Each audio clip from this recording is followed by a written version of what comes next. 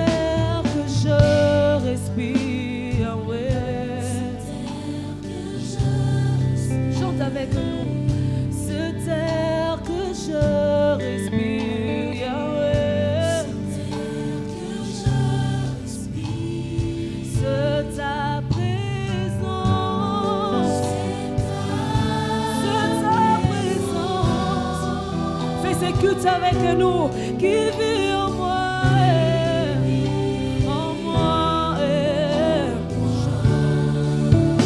Oh, ce pain jour après jour, Yahweh. Ce pain jour après jour, Yahweh. Oui, c'est ta parole.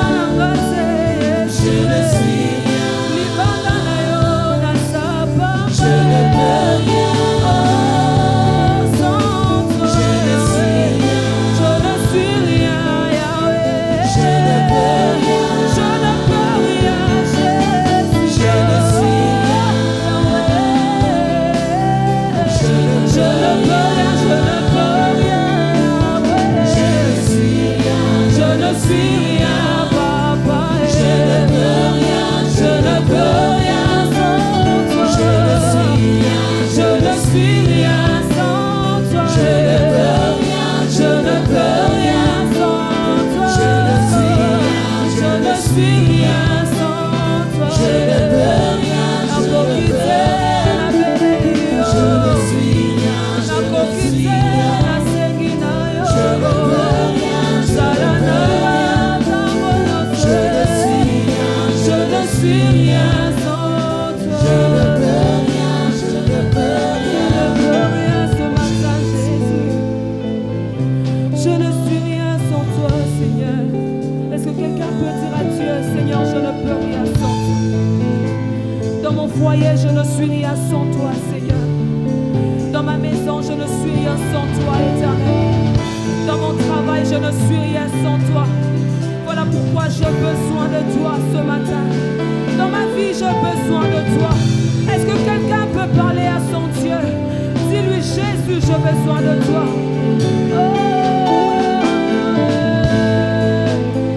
Oh, je ne peux rien. Je ne suis rien. Je ne peux rien ce matin. Ça n'a pas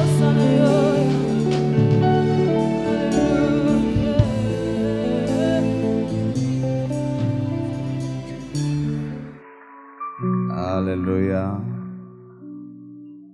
Nous allons prier.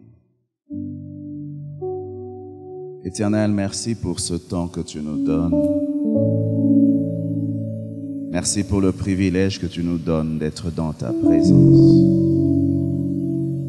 Nous ne sommes pas meilleurs que ceux qui ne sont pas en ces lieux, mais ta grâce nous a été faite.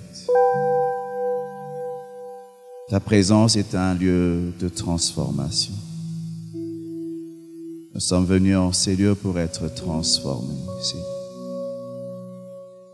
Merci Seigneur, oh Dieu, pour cette sainte convocation, Seigneur, oh Dieu. Merci pour ceux qui ont entendu le son de la trompette et qui sont venus. Je prie, Seigneur, oh Dieu, que tu puisses atteindre tes buts. Nous te soumettons nos esprits, nos âmes et nos corps, Seigneur.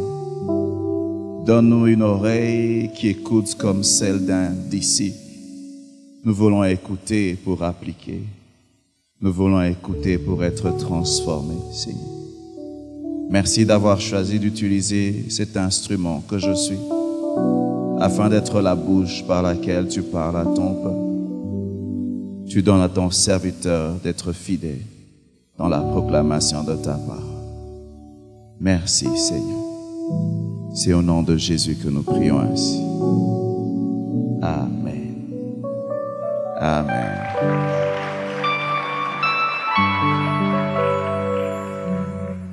Je suis venu dans le cadre du deuil.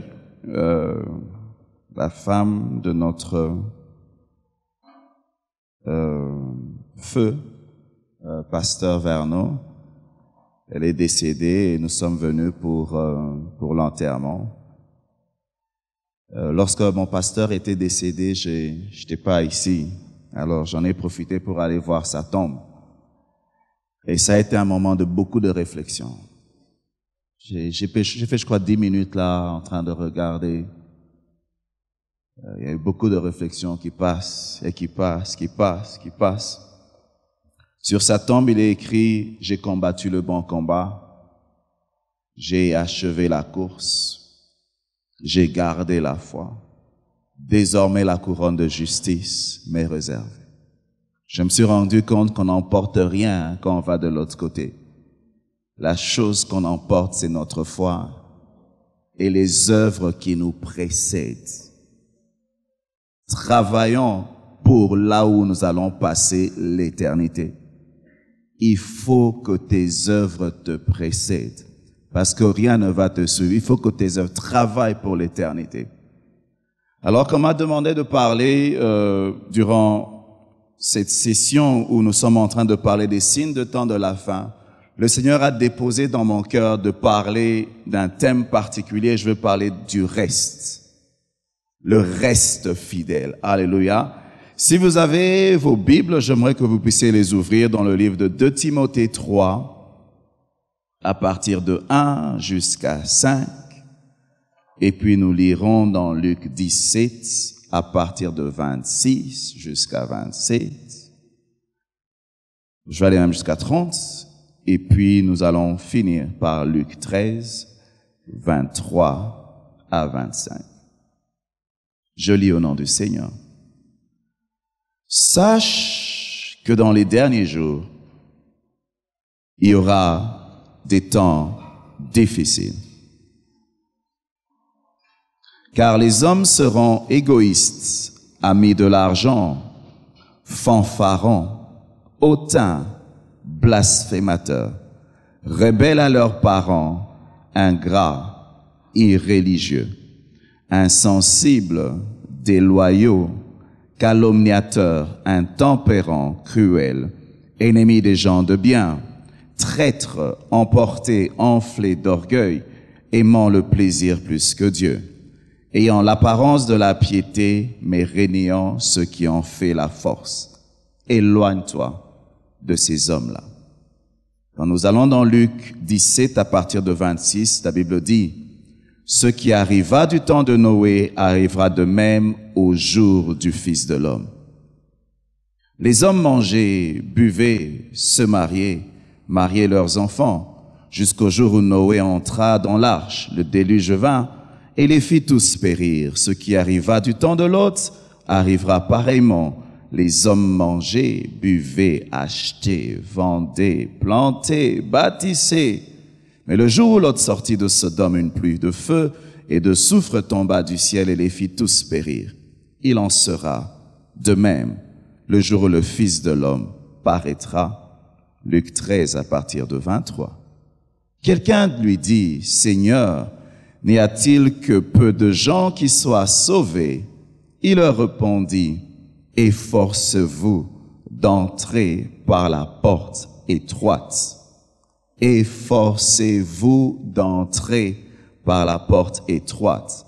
Car je vous le dis, beaucoup chercheront à y entrer et ne pourront pas.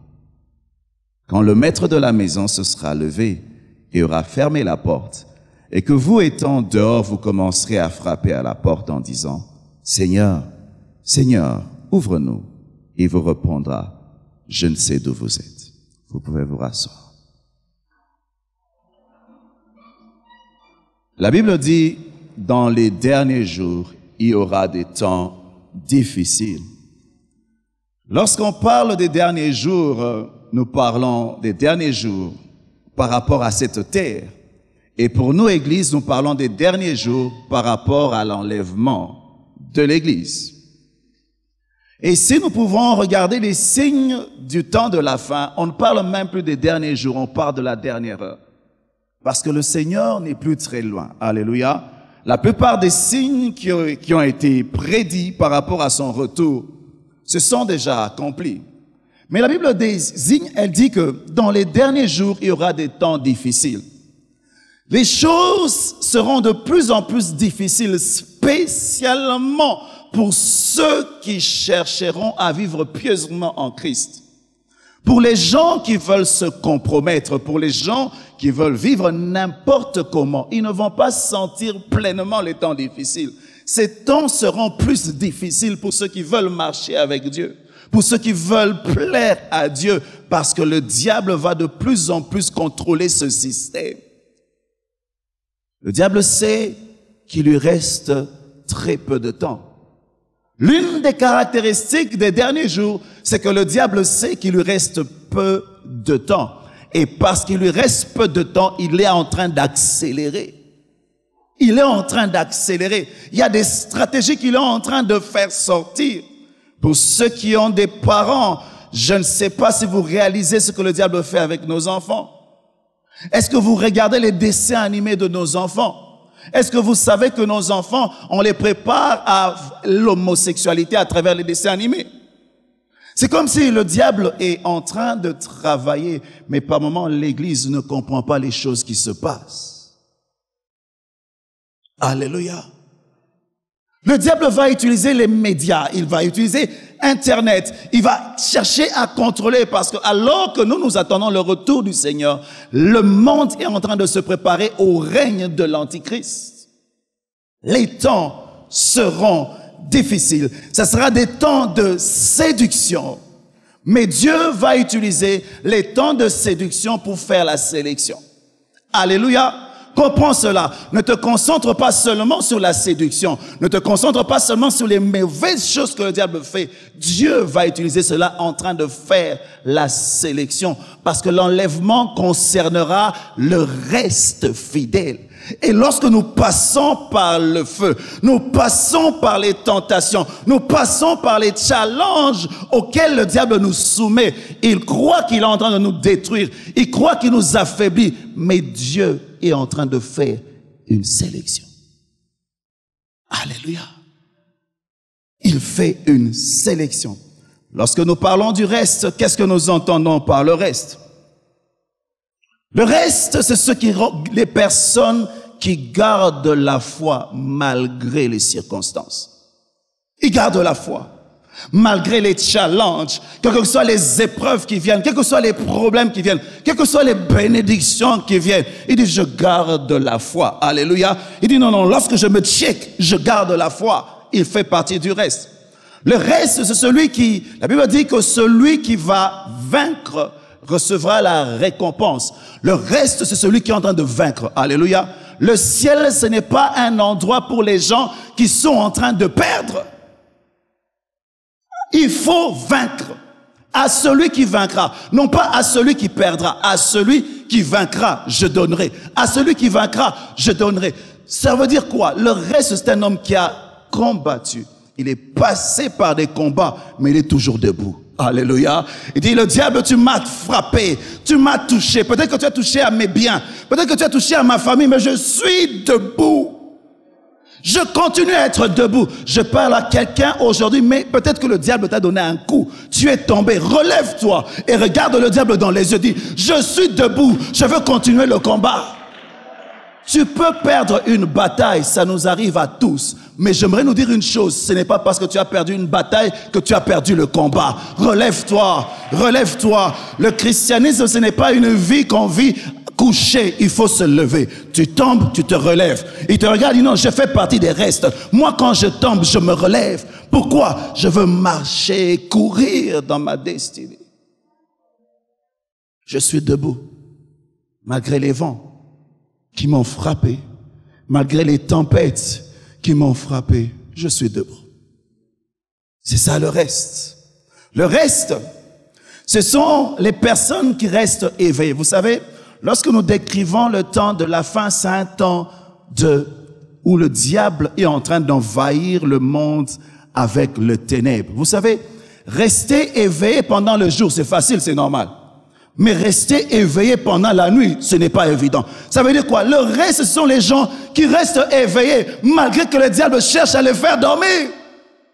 Et je suis éveillé. Pourquoi? Je m'attends à la trompette. Je m'attends au son de la trompette. Je ne sais pas à quelle heure le maître va revenir. Alors je dois rester éveillé. Je suis comme une sentinelle. Je prends le café. Je prends je ne sais pas quoi. Je fais tout pour rester éveillé.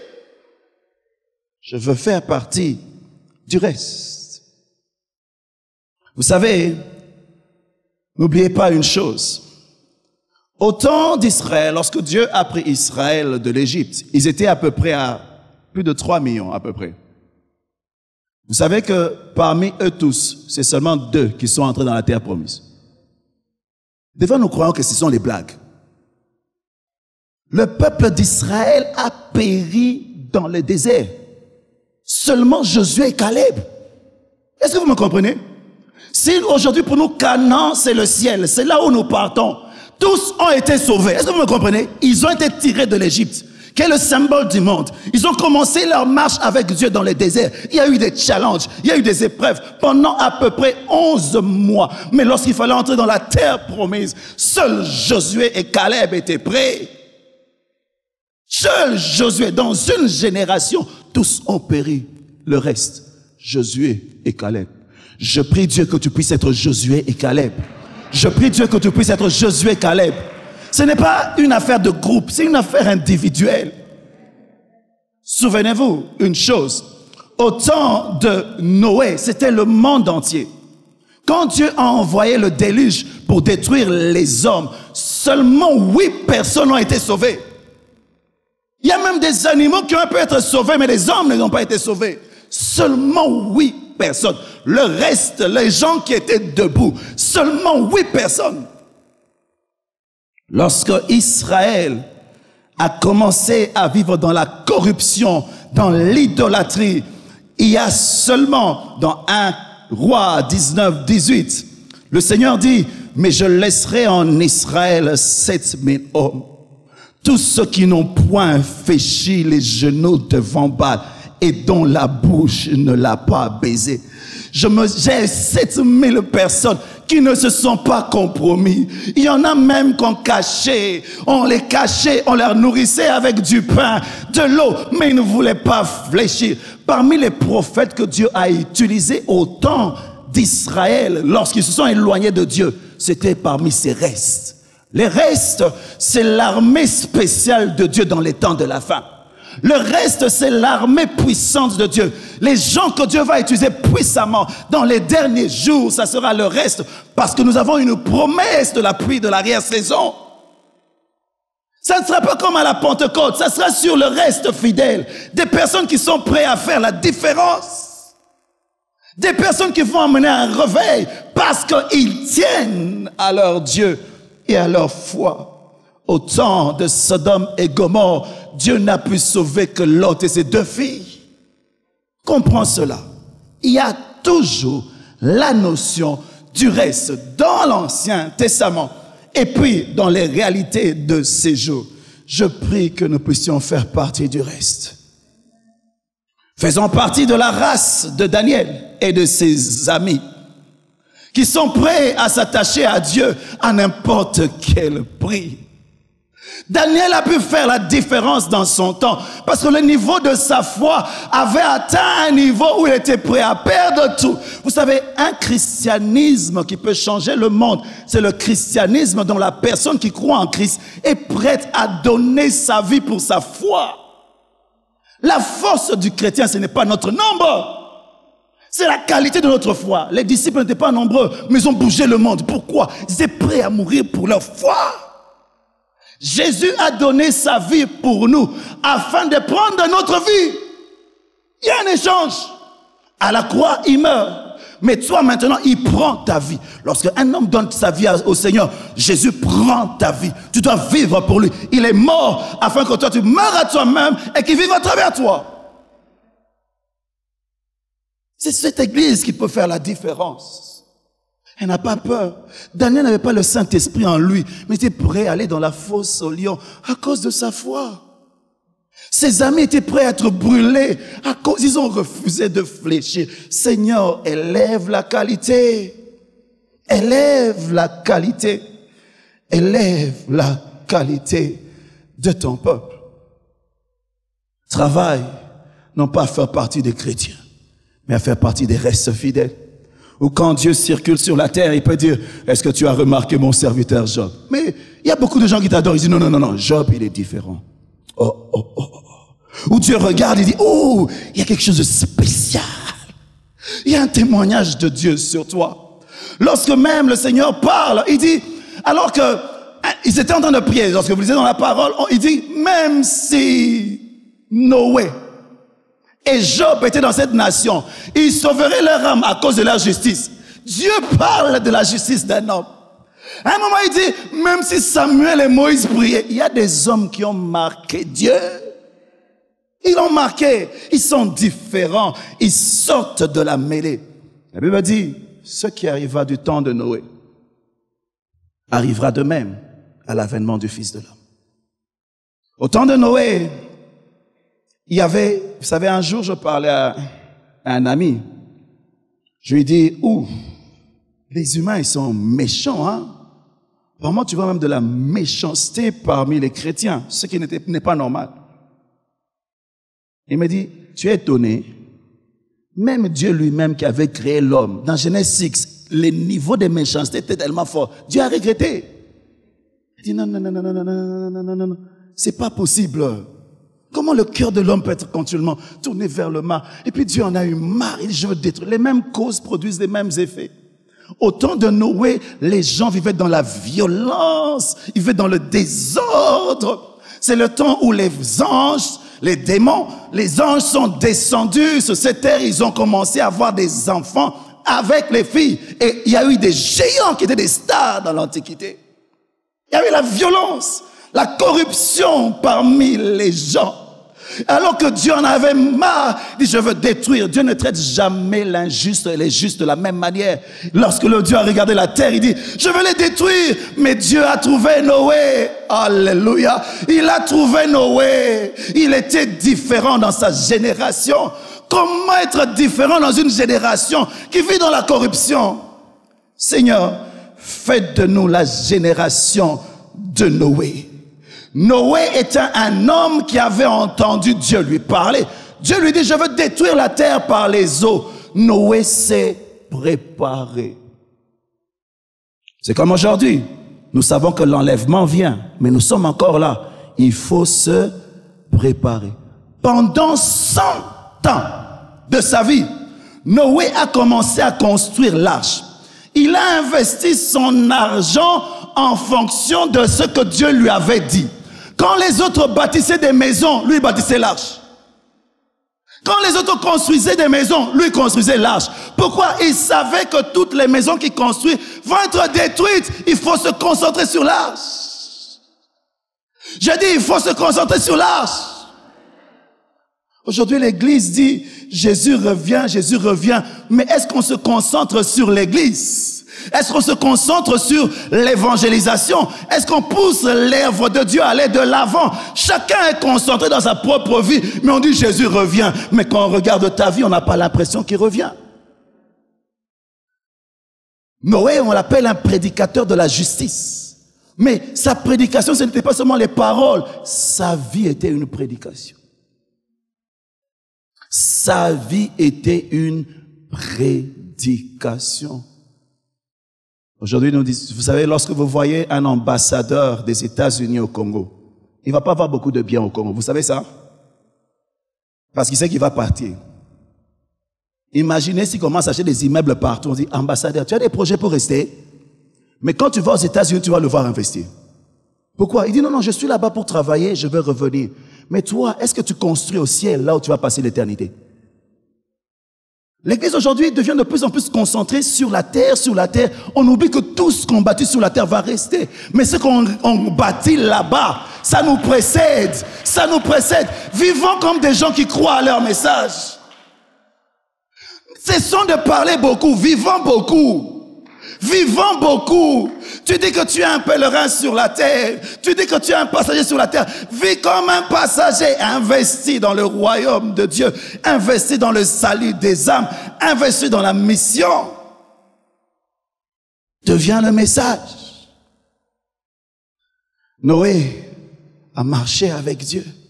Je me souviens lorsque Dieu avait parlé à Abraham, il dit, dans Genèse 17, 1, il dit, marche devant ma face et sois intègre. Ça dit quoi? Marche en étant conscient de ma présence.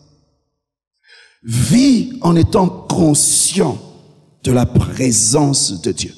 Est-ce que vous savez ça? Ne vis pas devant les hommes. Les hommes ne voient pas tout. Vis en étant conscient de la présence de Dieu. Celui qui voit tes pensées, celui qui voit tes motivations, celui qui ne regarde pas les actions seulement, mais il voit tout dedans. Si tu veux lui plaire, tout ton être va commencer à vivre d'une manière différente. Arrêtons de vivre devant les hommes d'abord. Vivons devant Dieu. Vivons devant Dieu. J'aimerais que Dieu donne un témoignage favorable à ma vie. Parce que la Bible parlant d'Enoch, elle dit, Enoch marchait avec Dieu et il ne fut plus. Parce qu'avant son enlèvement, il a reçu le témoignage qu'il était agréable à Dieu. Il a marché avec Dieu pendant 300 ans. Ah, Jésus. 300 ans. Dieu a regardé Enoch, il dit, oh, Enoch, tu me plais tellement. Je ne veux pas te partager avec ta femme. Je ne veux pas te partager avec tes enfants. S'il avait une église, il dit, je ne veux pas te partager avec l'église. Viens. viens. Mais je ne suis pas encore mort. C'est pas grave. Toi, tu es différent. Tu peux pas mourir comme tout le monde. Viens, viens, viens. Je change les lois à cause de toi. Je te veux dans ma présence. Pourquoi? Il est spécial. Dieu dit non, non, je suis fatigué d'avoir une relation terrestre avec toi. Viens chez moi. Viens chez moi. Pourquoi? Il a marché devant lui. Je veux marcher de manière à plaire Dieu. Par moment, nous prêchons, nous disons, c'est la bénédiction de l'Éternel qui enrichit. Elle n'est suivie d'aucun chagrin. Vous savez, nous pensons à notre chagrin. Mais il y a des bénédictions que Dieu nous a données. Toi, tu es dans la joie, mais Dieu pleure. Dieu pleure. Il dit, depuis que je l'ai béni, je regrette. Je regrette. C'est comme Adam et Ève. On a donné Adam et Ève. Ils ont commencé à vivre ensemble. Et puis après un moment, ils s'éloignent. Les deux sont partis à l'aise, tranquilles. Dieu reste seul. Les chagrins étaient du côté de Dieu. Est-ce que tu penses à lui? Vis devant moi. Vis devant moi. Vis devant moi. Je veux vivre de manière à plaire à Dieu. J'aimerais vivre en ayant la foi et un bon témoignage. Noé était différent. Romains 12. 2 dit, ne vous conformez pas au siècle présent, mais soyez transformés par le renouvellement de l'intelligence. Ça veut dire quoi? Le monde va essayer de te donner une forme. Il y a des pressions, hein. Être jeune. Oh, les jeunes d'aujourd'hui, c'est pas facile, hein. À l'âge du téléphone. Vous savez, est-ce que vous êtes conscient? Moi, quand je fais la cour à ma femme, il n'y avait pas de téléphone. On écrivait. Il n'y a pas longtemps, on écrivait. Et puis quand le téléphone est venu, j'appelais sa maman. Aujourd'hui, les parents peuvent être dans un endroit, dans la salle à manger, en train de manger avec les enfants. L'enfant est en train de regarder la pornographie sur le téléphone. Le péché est devenu trop facile. Mais j'aimerais te dire une chose. Dieu t'a choisi afin que tu sois un reste dans cette génération. Tu n'es pas né avant, parce que Dieu t'avait conservé et préparé pour des temps comme ceci. Plus le ténèbre est fort, plus la lumière va briller. Dieu a voulu que tu puisses être dans cette génération. Tu dois briller plus que Moïse. Tu dois briller plus que tous les prophètes d'avant. Pourquoi? Les ténèbres sont terribles maintenant. Tu as une réserve de Dieu pour des temps comme ceci. Tu es capable. Je puis tout par celui qui me fortifie. Je puis tout. Je n'ai pas d'excuse pour abandonner parce que le Saint-Esprit me rend capable. Il était différent. Sois transformé par le renouvellement. Sois métamorphosé par le renouvellement de l'intelligence. Vis à un autre niveau. Le monde veut te conditionner, t'amener à un endroit, mais toi tu vis à un autre niveau. Tu vis à d'autres valeurs. Le monde va te tirer dans le monde, mais toi tu es dans le ciel. Tu es quelqu'un du ciel vivant sur la terre. Deviens un signe, un présage dans cette génération. J'aimerais être un homme qui ne dit pas non à Dieu. J'aimerais être un homme qui ne dit pas non à Dieu. Les hommes de Dieu qui nous ont marqués, un homme comme Ésaïe, il a prophétisé sur Sirius à peu près un siècle avant qu'il vienne, avec des noms. Il a prophétisé sur Ésaïe. Ça, c'est des vraies prophéties. Ce n'est pas des prophéties des numéros de téléphone ou bien la couleur de porte de votre maison. Il a parlé, il a vu dans le futur un niveau prophétique élevé. Mais vous savez, cet homme, un jour avant de prophétiser, Dieu lui dit, va manger les excréments d'un homme. Il dit à Dieu, oh. Ils ont discuté. Dieu a dit, alors mange alors les excréments d'un animal. Quand il a mangé, il a commencé à prophétiser. Un jour, Dieu lui dit, promène-toi nu. Et le prophète s'est promené nu. Vous savez, Ésaïe était un prophète qui avait accès dans la royauté. Il était normalement le cousin du roi. Mais malgré son niveau, il était prêt à obéir à Dieu, être ridicule pour Dieu. Est-ce qu'il y a des gens qui disent, je suis fou de Jésus? Fou de Jésus, c'est pas sauter ici. C'est obéir à tout ce qu'il te dit. L'Église veut opérer à de grandes dimensions, mais on n'est pas prêt à suivre les instructions. Il y a des limites. Et Seigneur, comment tu veux que je sois ridicule? Pour mieux servir Dieu, tu dois mourir à toi-même. Il faut que tu sois fini. Tu n'es plus là. Seigneur, fais de moi. Vous savez, si quelqu'un est en train de se noyer, et tu veux le sauver, il faut attendre qu'il puisse perdre la force. Parce que tant qu'il a la force de se débattre, si tu vas le sauver, il va te tuer. Il y a des gens, Dieu veut les utiliser, mais ils sont trop forts. Il attend que tu meurs à toi-même. C'est un cadavre, tu peux l'amener dans l'eau, tu l'emmènes là où tu veux. Là où tu veux. J'aimerais que quelqu'un accepte de mourir à soi-même, qu'il s'abandonne au courant de l'esprit, afin que le courant de l'esprit l'emmène partout où Dieu le voudra. Partout où Dieu le voudra. Arrête de résister à Dieu.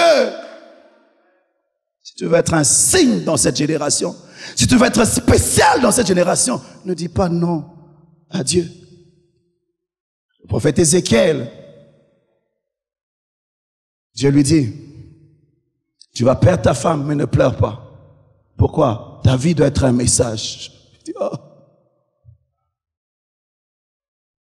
Ne pleure pas comme tout le monde. Tu es un homme à part. Ta vie doit parler. Ta vie est un message. Ne vis pas comme tout le monde. Tu n'es pas un homme comme tout le monde. Je parle aujourd'hui au reste fidèle. Tu n'es pas comme tout le monde. Il y a des choses que Dieu va tolérer avec les autres, mais pas avec toi. Parce qu'il a des projets particuliers avec toi.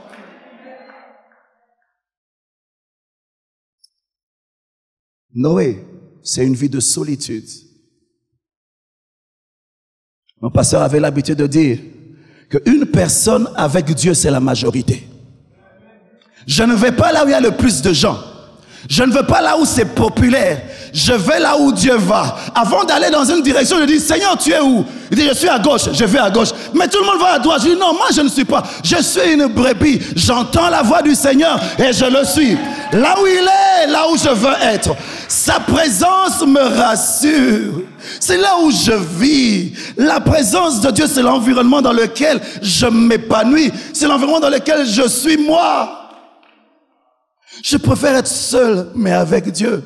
Plutôt qu'être accompagné, mais loin de Dieu. J'ai pas envie de le perdre. Solitude. Noé, je suis sûr qu'on lui avait donné un nom. Le fou. Le fou du quartier. Parce que il est en train de bâtir un bateau sur la terre, alors qu'il n'y a pas de pluie. Pendant 100 ans. On l'insulte. On l'insulte. On insulte sa famille parce que c'est un papa irresponsable qui a amené toute sa famille dans ses bêtises. C'est ça Noé. Est-ce que vous me comprenez? Moi et ma maison, nous servirons l'Éternel. Vous savez, lorsque tu es un leader d'une famille, tu donnes une direction à ta famille. Tu dis, vous mes fils, suivez-moi. Il avait des enfants bien éduqués qui le suivaient. Lot avait des problèmes. Mais lui, ses enfants étaient bien éduqués. Suivez-moi. Ils ont cru en leur père. C'est moi qui avait quelque chose de spécial sur lui. Fou, une famille de fous pendant 100 ans. Mais après 100 ans, Dieu leur a donné raison. Église de Dieu, nous parlons de l'enlèvement, les gens se moquent de nous. Mais l'enlèvement nous donnera raison. Mais ça sera trop tard pour ceux qui vont rester. Persévère. Persévère. Persévère. Persévère. Persévère. Persévère. Moi et ma maison, nous servirons l'Éternel. Lorsque Dieu a sauvé Israël de l'Égypte, il voulait qu'il soit sauvé seulement seul. Il a dit, sortez, partez, laissez les femmes ici. Et puis on a dit, partez, laissez les animaux ici. Il dit, non, nous devons aller adorer Dieu avec notre famille et nos biens. Ma femme m'a fait quelque chose de spécial dernièrement. C'est comme si chaque fois que je viens ici, j'ai une nouvelle histoire avec ma femme. Nous sommes en train de construire, nous sommes en train de mettre de l'argent de côté parce qu'on veut acheter un building pour l'église. Alors, un jour, les financiers me voient. Il était heureux. Il me dit, on a eu une bonne enveloppe là. Oh, on a eu une bonne enveloppe. Il était heureux. Quand il m'a dit une bonne enveloppe, j'ai entendu une voix, Christine. Oh, j'ai vu, j'étais content, on a compté, c'était déjà dans les paniers. Impossible de récupérer, c'est déjà sacré. Je rentre à la maison, je dis, chérie, les économies là, toutes nos économies, les économies là, c'est combien? Parce que je compte pas. Il me regarde. Tu as tout donné à l'église. Hein? J'allais te dire, je dis, oh, tu fais pas ça. Vous savez, par moment, quand nous prêchons Abraham, nous disons quoi? Abraham, quand Dieu lui a demandé d'offrir Isaac, qu'est-ce qui s'est passé? Abraham, on dit, il n'a pas dit à Sarah. Sarah allait refuser. Mais vous savez que Sarah, n'avait qu'un seul enfant, hein? Isaac. Abraham avait des enfants. Même si tu es Isaac, il y avait Ismaël. À quel moment moi n'a battu? Moi n'a pas boté na kimukolo. Moi n'a pas boté na kimukolo. Azui, aïpsi maman a été. Alors bien l'autre côté. Et nous disons, Abraham était spirituel. Dieu me dit, c'est toi Sarah maintenant. C'est toi Sarah. Elle ne t'a pas dit, mais elle a offert tout ce que nous avions. Tout ce que... On a commencé à zéro. J'ai dit, Seigneur, que ton nom soit béni. J'ai aimé, j'ai dit, vous savez, les femmes sont attachées au bien de ce monde. Moi, j'ai une femme qui est capable de vider nos comptes et donner à Dieu.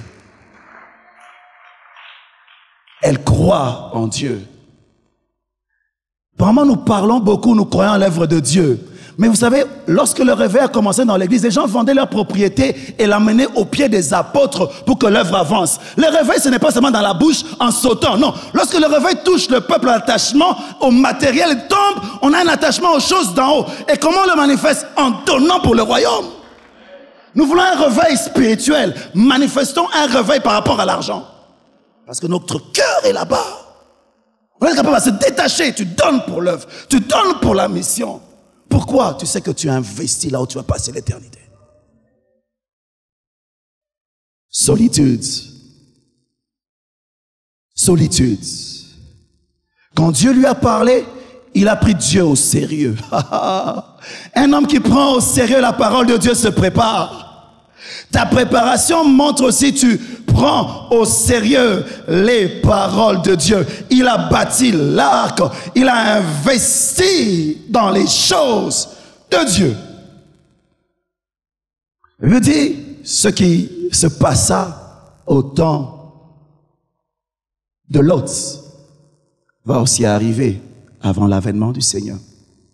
Vous savez, moi je vis dans une ville que j'appelle Gomorrhe et Sodome. Quand je prêche, il y a des mots que je n'utilise pas pour ne pas aller en prison. Alors j'ai créé des sobriquets, des changés de nom. Je vis dans une ville qui est la capitale de l'homosexualité de l'Afrique. Quand je prêche contre l'homosexualité au pays où Dieu m'envoie, je peux aller en prison. Mais c'est le message que Dieu m'a donné, un message de préparer l'église au retour du Seigneur. Je suis obligé de prêcher. Il y a des jours où je prêche, j'ai peur. D'ailleurs, actuellement, je passe par certaines interrogations parce que j'ai eu une âme où j'ai chassé les démons parce qu'elle était homosexuelle. Et son avocat est venu me questionner. Ah, vous riez, mais si je fais la prison, mon frère va pleurer, hein? Si je fais la prison, il va pleurer. C'est la réalité dans laquelle nous vivons. L'Église n'est pas consciente que le monde, le diable est en train de le prendre. Quand le diable contrôle une nation, il devient difficile de prêcher toute la vérité. On doit choisir. Lot vivait dans des temps comme ça, où la corruption était généralisée. Vous savez, quand les gens...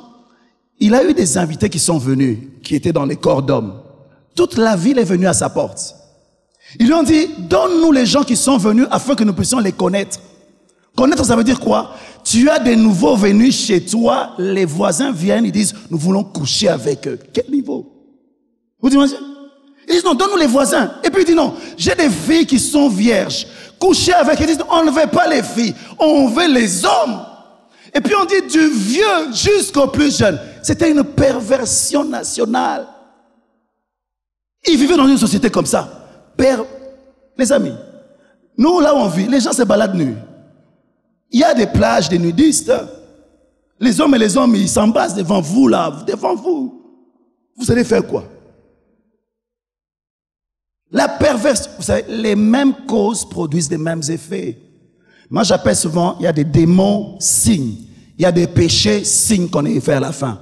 Quand vous voyez l'homosexualité commencer à monter, réalisez que les esprits qui ont opéré à Sodome sont là. Si ces esprits ont pu amener la colère de Dieu, la colère de Dieu n'est pas loin, c'est bientôt.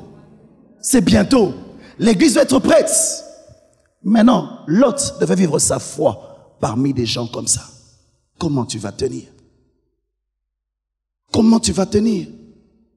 Lorsque la perversion sexuelle a atteint le sommet dans la société, il est difficile de se marier sans avoir des expériences sexuelles. Combien de jeunes ici peuvent être fiers d'être vierges?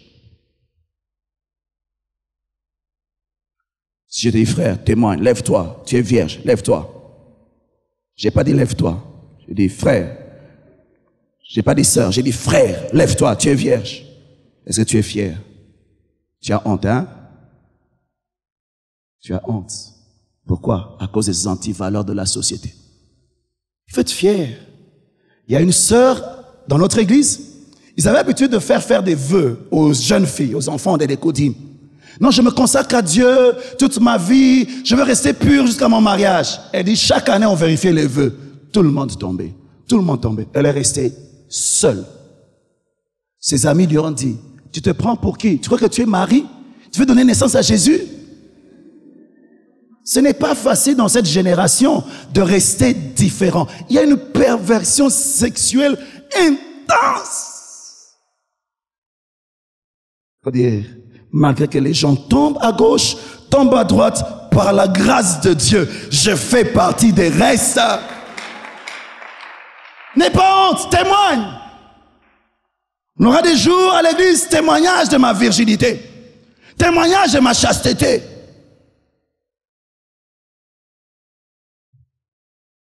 C'est difficile à Sodome, n'est-ce pas? Mais Lot avait 2 filles vierges à Sodome. Hey. Il avait 2 filles vierges à Sodome. Il a pu les garder à Sodome. La Sodome, c'est comme Las Vegas. J'ai vu ça à la télé, je suis jamais arrivé. Je vois à la télé. Donc, ne sois pas impressionné. C'est un lieu de péché intense. Il est possible de rester pur à Sodome. Il est possible de rester debout à Sodome. Il est possible.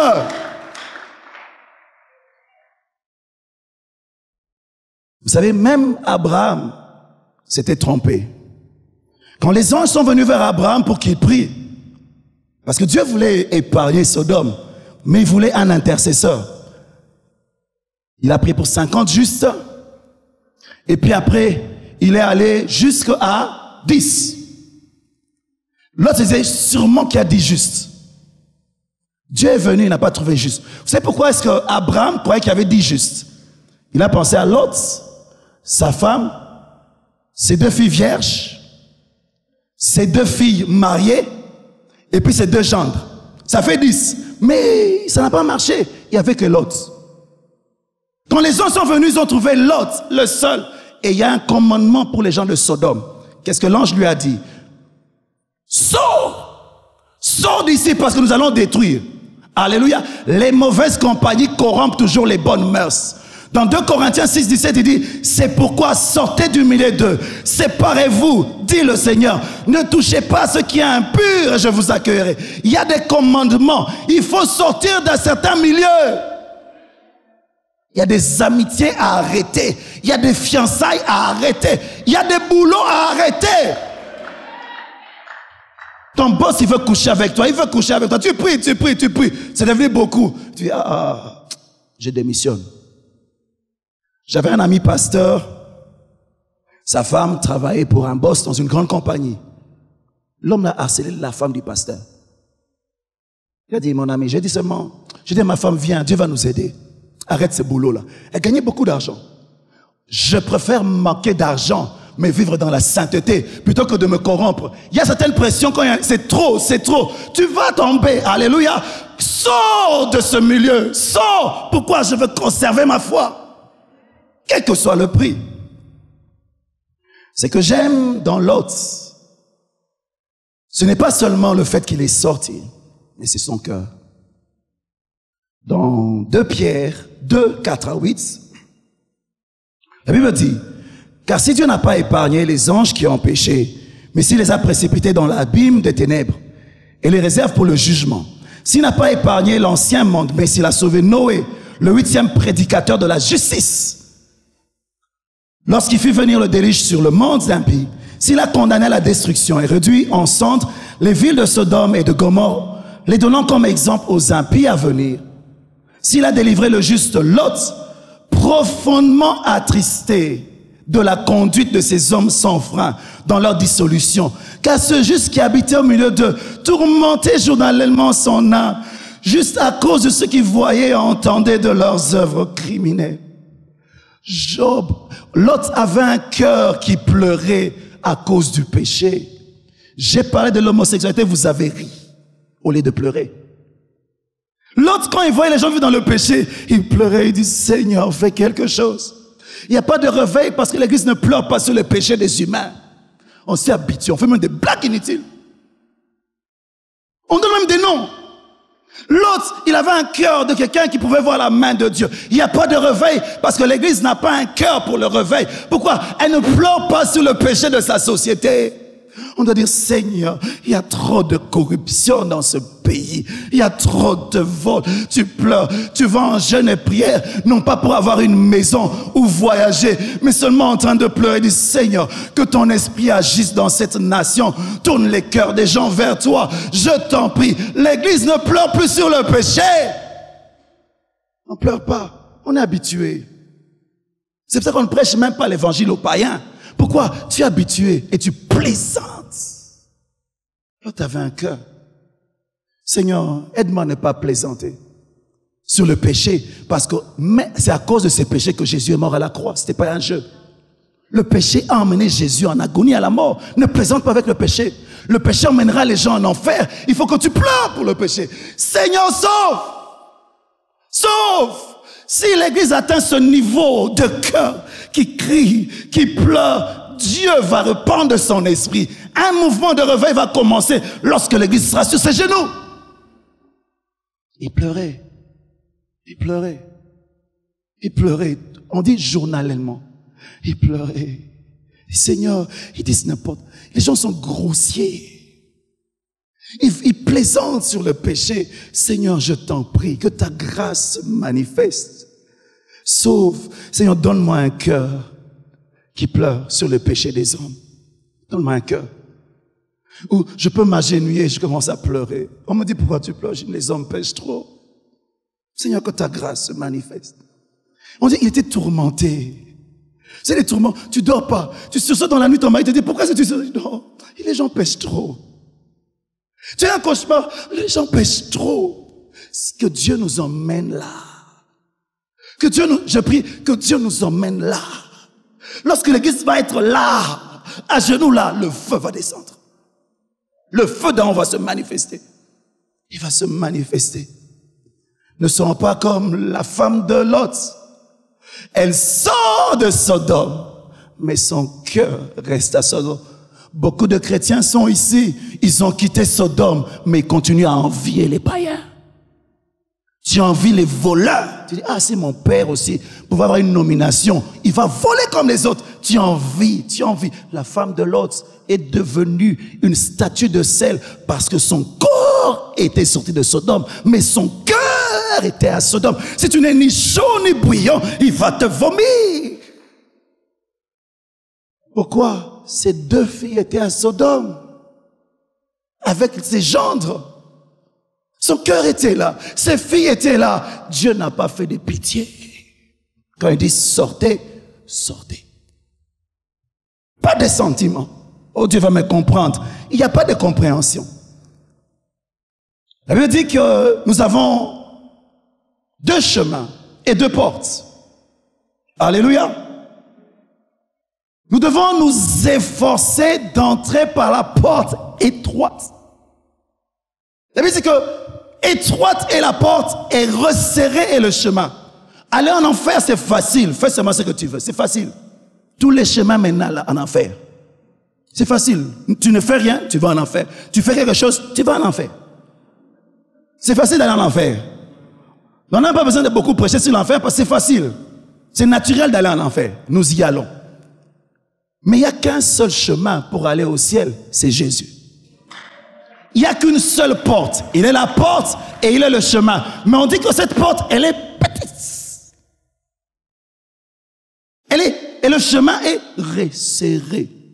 Ça veut dire quoi? Il faut faire un effort. Tu peux entrer par la porte, mais il faut marcher sur le chemin. Beaucoup sont entrés par la porte, mais ils ne parviennent pas. Le chemin pour aller au ciel, tu peux entrer par la porte. Il y a des moments où tu peux marcher debout sur ce chemin. Tu as même des amis. Il y a des moments où tu arrives à un sentier où les amis t'abandonnent, mais tu continues sur le chemin. Il y a des endroits où ce n'est pas si haut. Tu dois être à genoux, mais tu continues à ramper sur le chemin. Il y a des endroits où tu ne peux pas être à genoux, tu dois ramper. Tu dois ramper. Tu rampes. Tu rampes. Pourquoi? C'est resserré, mais je veux rester sur le chemin. Même si c'est dur, même si je suis seul, je ne veux pas abandonner le chemin. Ce n'est pas seulement la porte, mais c'est aussi le chemin. Il dit, efforcez-vous. Il y a un effort à entrer. On dit qu'il est plus facile pour un chameau d'entrer à la porte d'une aiguille que pour un riche de rentrer dans le royaume. Lorsque le jeune riche est venu auprès de Jésus, il dit, je veux te suivre. J'ai dit, ok, tu es à la porte. Vends tout ce que tu as. N'amène pas ça à l'église, donne aux pauvres et suis-moi. Il est arrivé à la porte, il s'est retourné. Parce qu'il avait beaucoup de biens. Si tu permets au bien d'avoir de la valeur dans ton cœur, tu vas souffrir dans ta marche avec Dieu. Je te le dis. Parce qu'à un moment ou l'autre, Dieu teste toujours si on a des idoles dans les cœurs. Si tes idoles, ce sont les biens, il va réclamer tout à un moment. Pour tester si Dieu est ton tout. Efforcez-vous. Efforcez-vous. Matthieu 11:12 dit, depuis le temps de Jean-Baptiste jusqu'à présent, le royaume des cieux est forcé. Ce sont les violents qui s'en emparent. Violence. Violence. Pas violence aux autres, violence envers soi-même. Violence envers la chair. Tu traites durement ton corps. Tu le disciplines. Pourquoi? Parce que tu ne veux pas perdre ce que tu as. Matthieu 5, 29 à 30 dit, si ton œil est droit et pour toi une occasion de chute, arrache-le et jette-le loin de toi, car il est avantageux pour toi qu'un seul de tes membres périsse et que ton corps entier ne soit pas jeté dans la gêne. Si ta main droite est pour toi une occasion de chute, coupe-la et jette-la loin de toi, car il est avantageux pour toi qu'un seul de tes membres périsse et que ton corps entier n'aille pas dans la gêne. Tu as une télé à la maison, mais tu vis comme un aveugle à la maison, comme s'il n'y a pas de télé. Pourquoi? Je dis non, la télé me fait beaucoup pécher. Téléphone, tu vis sans téléphone. Dieu sait te localiser sans téléphone. Je dis Dieu peut te localiser sans téléphone. Dieu peut te localiser sans Facebook. C'est ce que tu dis, cette chose me fait pécher, je la coupe de ma vie. Nous devons exercer une discipline sauvage dans les temps de la fin. Parce que le diable est en train de nous attaquer sauvagement. Ne joue pas. Si ton ennemi se battait avec toi avec des coups, là tu te bats avec des coups. Quand il prend des couteaux, tu dois prendre aussi un bâton. S'il prend des armes de feu, prends les armes de feu. Le diable a changé de stratégie, il a accéléré. Il a accéléré. Nous devons grandir dans la discipline. Alléluia. 5 heures du temps devant la télé, en train de suivre les télé-réalités. Quelle distraction, quelle bêtise, quel gaspillage de vie et de temps. Il reste peu de temps, mais toi, le peu de temps que tu as, tu les gaspilles. Il y a des amis qu'il faut couper dans ta vie. Conversation inutile. Tu passes 2 heures avec eux, tu sens que tu as perdu, l'onction a baissé. Tu sens que l'énergie est en train de partir. Plus vous parlez, l'énergie part. Plus ça part, toi ne viens plus me voir. Ne viens plus me voir. Pourquoi? Tu es en train de me détruire. J'ai besoin d'être dans mon full potentiel afin de résister. Les temps sont difficiles. Je ne peux pas permettre de perdre des énergies. Je veux être entier. Alléluia. À chaque saison, c'est comme une fusée. Quand tu montes, tu es accompagné. Plus tu veux percer, il y a des personnes dont tu dois te débarrasser. Pourquoi? Ils deviennent des pesanteurs dans ta vie. Le reste, fidèle. Fidèle. Luc 9, 23 à 26. Puis il dit à tous, si quelqu'un veut venir après moi, qu'il renonce à lui-même, qu'il se charge tous les jours de sa croix et qu'il me suive. Car celui qui voudra sauver sa vie, la perdra. Mais celui qui la perdra à cause de moi, la sauvera. Et que servirait-il à un homme de gagner tout le monde s'il se détruisait ou se perdait lui-même? Car quiconque aura honte de moi et de mes paroles, le Fils de l'homme aura honte de lui quand il viendra dans sa gloire et dans celle du Père et des saints anges. Porte ta croix. Il a donné sa vie pour prendre la tienne. N'oublie jamais ça. Tu ne t'appartiens pas à toi-même. Quand tu vas à la croix, il y a eu un échange. Lui, il est mort, mais toi, tu es mort avec lui. Ta vie lui appartient. Tu n'as pas à faire ta volonté. Tu as à faire la volonté de celui qui est mort pour toi. Paul, écoutez ce qu'il dit. Un prédicateur de l'évangile. 1 Corinthiens 9, 25. Tous ceux qui combattent s'imposent toute espèce d'abstinence. Et ils le font pour obtenir une couronne corruptible. Mais nous faisons-le pour une couronne incorruptible. Moi donc, je cours non pas comme à l'aventure, je frappe non pas comme battant l'air, mais je traite durement mon corps et je le tiens assujetti, de peur d'être moi-même rejeté après avoir péché aux autres. Et Paul avait peur d'être rejeté. Celui qui a écrit 13 livres dans le Nouveau Testament, il avait peur d'être rejeté après avoir prêché. Il dit, j'exerce la discipline. La discipline. Parce que j'ai en vue une couronne incorruptible. J'exerce la discipline. J'ai pas envie d'être rejeté. J'ai pas envie d'être un pont pour les gens aller à l'église. Le pont te permet d'entrer, mais le pont reste dehors. Non, non. Moi, j'ai envie d'entrer. J'aide les gens à entrer, mais moi aussi, j'entre dans le royaume. J'ai peur. Paul avait peur d'être rejeté après avoir prêché. Il veillait. Pour finir, Hébreux 11, 35 à 38. Ouvre ça dans ta Bible. C'est l'un des passages qui me bouge beaucoup dans ma vie chrétienne, qui me challenge. C'est un passage qui me défie. C'est un passage qui me bouge. Nous allons lire. Des femmes recouvrèrent leur mort par la résurrection. D'autres furent livrées au tourment. 11:35, hein? Et n'acceptèrent point de délivrance, afin d'obtenir une meilleure résurrection. D'autres subirent les moqueries et le fouet, les chaînes et la prison. Ils furent lapidés, sciés, torturés. Ils moururent tués par l'épée. Ils allèrent çà et là vêtus de peau de brebis et de peau de chèvre, dénués de tout, persécutés, maltraités, eux dont le monde n'était pas digne. Errants dans le désert et les montagnes, dans les cavernes et les antres de la terre. Le monde n'était pas digne d'avoir des gens comme ça. Wow. Ta valeur, c'est pas tes possessions. Dieu regarde et dit, ces gens, le monde ne les mérite pas. Mais quand les gens les regardaient, on pouvait les mépriser. Mais la Bible dit, le monde n'était pas digne de les avoir. Le reste fidèle, leur place n'est pas sur la terre. C'est comme ça que Dieu nous prendra à un moment. Le monde n'était pas digne d'eux. Le monde ne les méritait pas. Dieu rend témoignage d'eux. Dieu rend témoignage d'eux. La question que j'aimerais te poser maintenant, est-ce que tu fais partie des restes? Où est-ce que tu en es? Où est-ce que tu en es? Nous allons passer un moment en train de prier. J'aimerais que nous puissions nous consacrer à Dieu, sans limite. Seigneur, je te donne tout. Quand tu dis tout, tu comprends. Tu viens avec ta famille, tu viens avec tes biens, tu viens avec tout ton corps, ta jeunesse. Seigneur, je te donne tout. Quand tu donnes tout à Dieu, ça veut dire quoi? Dieu peut pointer quelque chose. Et tu n'as pas le droit de dire non. Je te donne tout, je ne retiens rien. Courbons nos têtes dans la prière ce matin. J'ai pas envie seulement d'être un croyant. Je veux faire partie du reste. Cette armée de Dieu pour les temps de la fin. Ces gens qui vont faire la différence dans les temps de la fin. J'aimerais que tu puisses te consacrer au Seigneur maintenant. Consacre-toi à Dieu.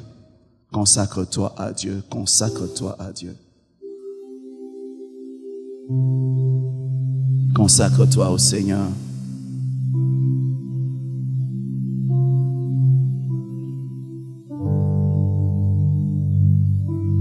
Oh Jésus, prends tout Seigneur. Prends tout Seigneur.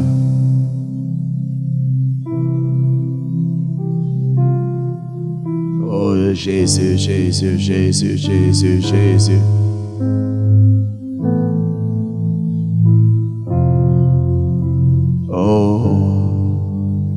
Consacre-toi au Seigneur. Dis, Seigneur, fais de moi un de la génération de Noé qui sait être différent, qui sait vivre dans la solitude s'il le faut, qui prêche et qui vit, qui a un message. Fais de moi un homme comme Lot, différent dans sa génération. Prie pour ta propre vie maintenant. Je te consacre tout.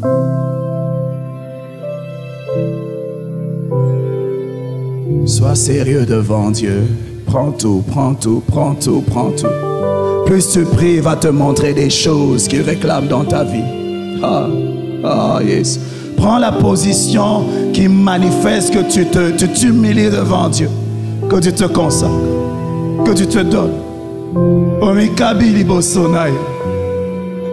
Prends ta vie, mets-la sur l'autel comme une offrande, un holocauste entièrement consumé.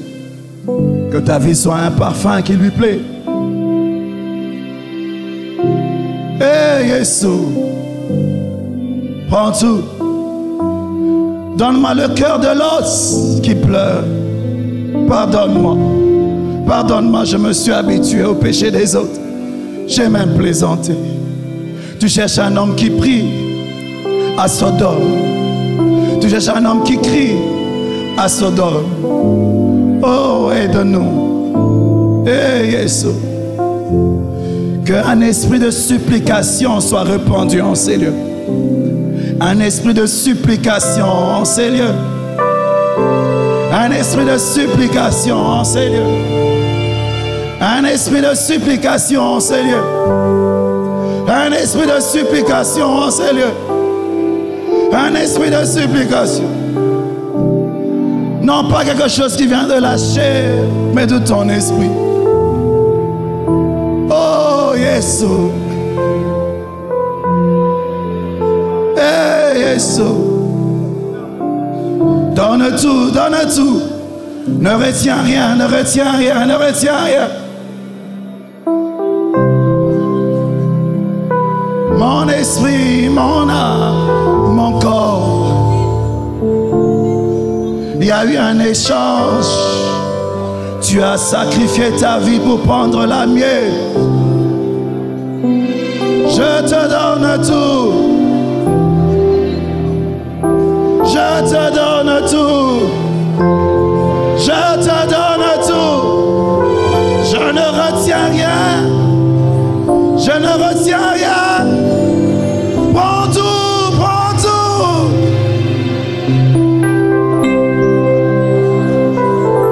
Ezali ayo.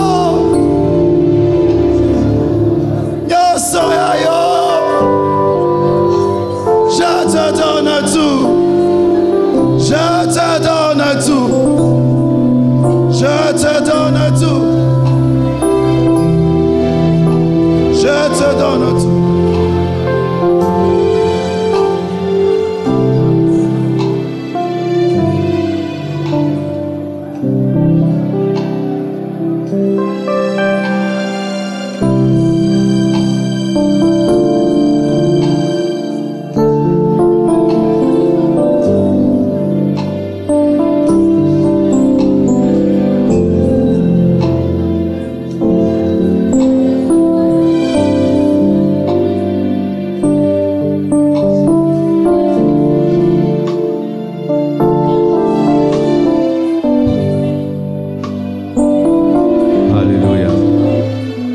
Seigneur, nous te bénissons, nous te rendons grâce pour ce message.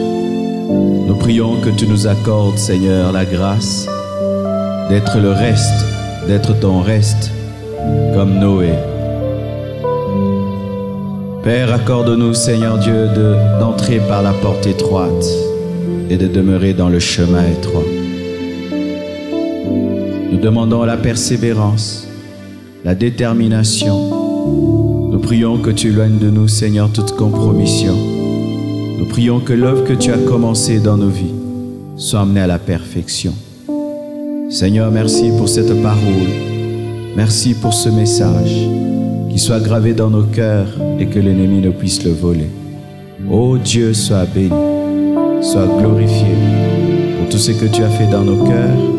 Et merci d'avoir amené à toi ton peuple. Au nom de Jésus-Christ de Nazareth. Amen.